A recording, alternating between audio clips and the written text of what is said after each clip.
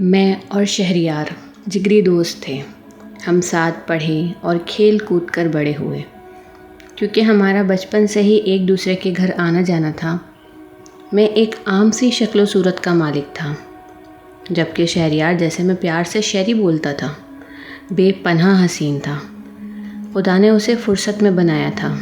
لڑکیاں تو لڑکیاں، لڑکے بھی اسے دیکھ کر ششدر رہ جاتے تھے. وہ تھا ہی ایسا حسین و جمیل. یہ ان دنوں کی بات ہے جب ہم اپنی تعلیم سے فارغ ہوئے تھے. شہریار کے والد ایک اسکول میں ماسٹر تھے. ان کا گزارا اچھی طرح ہو رہا تھا. ان کے والد کی اچھی تربیت کا نتیجہ تھا کہ شہری نے کبھی کوئی غلط کام نہیں کیا تھا. ایک دن شہری میرے پاس آیا اور کہنے لگا، یار میں جم جوائن کر رہا ہوں، تم بھی میرے ساتھ ہی لگ جاؤ، دونوں ساتھ آیا جایا کریں گے. میں نے اسے یہ کہا، مجھے اس کام میں کوئی دلچسپی نہیں، اس لیے میری طرف سے معذرت ہے. اصل بات یہ تھی کہ ان دنوں میرے گھر کے مالی حالات اچھے نہ تھے. میں اسے بتانا نہیں چاہتا تھا، اس لیے کسی طرح میں نے اسے ٹال دیا. شہری باقاعدگی سے جم جانے لگا تھا، جبکہ میں ٹیوشن پڑھانے میں مصروف ہو گیا. ہم دونوں فارغ ہو کر ڈھیر ساری باتیں کیا کرتے تھے. باقاعدگی سے جم جانے کی وجہ سے شہری کی باڈی اور زیادہ خوبصورت ہوتی جا رہی تھی. ایک روز میں نے اس سے کہا، یار شہری، تو ہر روز اپنی نظر اتار لیا کر، کہیں خدا نہ خواستہ تجھے میری ہی نظر نہ لگ جائے. اس بات پر وہ زور سے ہنستے ہوئے بولا، یار میں ان چیزوں کو نہیں مانتا. اکثر ایسا ہوتا ہے، ہم بازار جاتے ہیں یا کسی رستے پر جا رہے ہوتے ہیں تو لڑکیاں شہری کو مڑ مڑ کر دیکھا کرتی تھیں، مگر شہری کوئی رسپانس نہیں دیتا تھا، بس اپنے کام سے کام رکھتا تھا. یہ اس کے والدین کی تربیت کا ہی نتیجہ تھا کہ اس نے کسی لڑکی کی طرف آنکھ اٹھا کر بھی نہیں دیکھا. جب شہری کا جم والا کورس مکمل ہو گیا تو شہری نے خود اپنا ذاتی جم سینٹر کھولنے کا ارادہ کیا. کیونکہ ہمارے علاقے میں کوئی جم نہیں تھا اور شہری کو بھی یہ کورس کافی دور علاقے میں جا کر کرنا پڑتا تھا. ہمارے علاقے میں ایسے بہت سے لڑکے تھے جو یہ شوق رکھتے تھے، مگر اپنی کنوینس نہ ہونے کی وجہ سے بیچارے اپنے شوق کو اپنے دل میں ہی لیے بیٹھے تھے. شہری نے جم سینٹر کے ماسٹر سے اس سلسلے میں بات کی تو انہوں نے شہری کا ہر طرح سے ساتھ دیا. اس طرح شہری نے ماسٹر کی مدد سے اس علاقے میں جم سینٹر کھول لیا اور پھر رفتہ رفتہ اس کے جم سینٹر نے اتنی ترقی کی کہ دور دراز سے لڑکے آنے لگے تھے. اور پھر یہ ہوا کہ شہری دن دگنی رات چوگنی ترقی کرنے لگا اور جم سینٹر میں مصروف رہنے کی وجہ سے شہری اب مجھ سے کم ہی مل پاتا تھا. میں اکثر سوچا کرتا تھا کہ شاید شہری مغرور ہو گیا ہے. ظاہر ہے اللہ تعالیٰ نے ہر معاملے میں دل کھول کر دیا ہے، غرور تو آنا ہی ہے. پھر میں اپنے خیالات کو فوراً سے اپنے ذہن سے جھٹک دیتا تھا کہ میرا دوست شہری ایسا نہیں ہو سکتا. جب میں اپنے خیالات شہری کے سامنے رکھتا تو وہ ہنستا اور کہتا، یار دنیا ادھر کی ادھر ہو جائے گی مگر میں نہیں بدل سکتا. مجھے کچھ دنوں سے ایسا محسوس ہونے لگا کہ شہری کئی دنوں سے کچھ بجھا بجھا سا رہنے لگا ہے. وہ میری بات کا ٹھیک سے جواب بھی نہیں دیتا اور کسی نہ کسی کام کا بہانہ کر کے میرے پاس سے اٹھ جایا کرتا ہے. اس کا یہ رویہ مجھے کافی تکلیف دے رہا تھا. اس رویے سے دل برداشتہ ہو کر میں نے بھی اس سے ملنا جلنا کم کر دیا، مگر اس کے باوجود میں شہری کو ہر دم یاد رکھتا تھا. ایک دن میرے ٹیوشن کے بچوں کی چھٹی تھی. میں نے سوچا شہری سے ملا جائے. یہ سوچ کر میں اس کے جم سینٹر روانہ ہو گیا. جب پہنچا تو دیکھا شہری خاصا مصروف ہے. جب وہ فارغ ہو کر آیا تو ہم نے کافی دیر باتیں کریں. پھر آنے کا کہہ کر میں اپنے گھر آ گیا. شہری سے ملنے کے بعد میں اور زیادہ پریشان ہو گیا، کیونکہ شہری کا رویہ مجھے بہت عجیب لگ رہا تھا. میرے پوچھنے پر اس نے بہانہ بنا کر ٹال دیا. بچوں کے پیپرز ہونے والے تھے، میں اس لیے اس میں مصروف ہو گیا اور شہری کی طرف جانا بالکل ختم ہو گیا، اور نہ وہ خود مجھ سے ملنے آیا۔ ایک دن میں بچوں کو ٹیوشن دے کر فارغ ہوا تو شہری کا چھوٹا بھائی فیضی مجھے بلانے آ گیا کہ اس کی والدہ نے بلایا تھا۔ میں اپنی امی کو بتا کر اس کے ساتھ چلا گیا۔ شہری کی امی نے سلام کے جواب کے ساتھ ہی میرے سر پر شفقت سے ہاتھ پھیرا۔ پھر اس کے والدین مجھے الگ کمرے میں لے آئے، مجھے صوفہ پر بیٹھنے کا اشارہ کیا اور خود بھی میرے ساتھ آ کر بیٹھ گئے۔ کچھ دیر خاموش رہنے کے بعد اس کے ابو بولے، بیٹا تم میرے لیے شہری جیسے ہو، میں نے کبھی تمہیں غیر نہیں سمجھا، اور یقیناً تم بھی خود کو اس گھر کا فرد ہی محسوس کرتے ہوگے۔ میں تم سے جو کچھ پوچھوں گا مجھے بالکل سچ سچ بتانا۔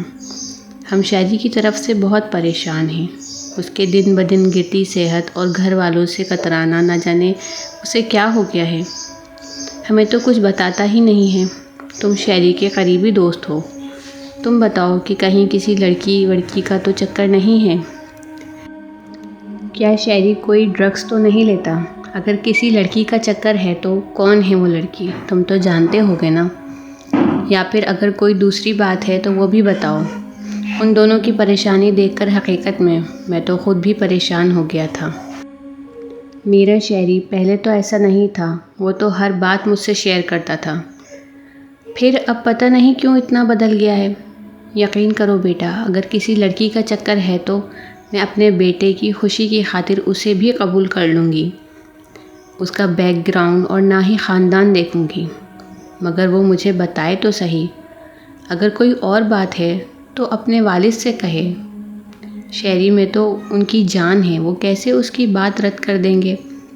شہری کی امی بڑے ہی دکھ سے بول رہی تھیں۔ میں تو خود اس بارے میں کچھ نہیں جانتا آنٹی، شہری کا رویہ تو میرے لیے بھی بہت تکلیف دہ ہے۔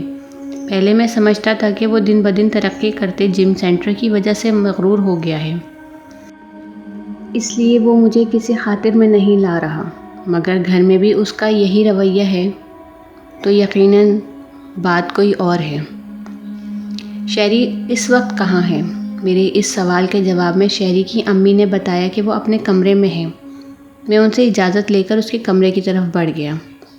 جب میں شہری کے کمرے میں آیا تو دروازہ کھلا ہوا تھا اور وہ بیڈ پر خاموش لیٹا چھت کو گھور رہا تھا۔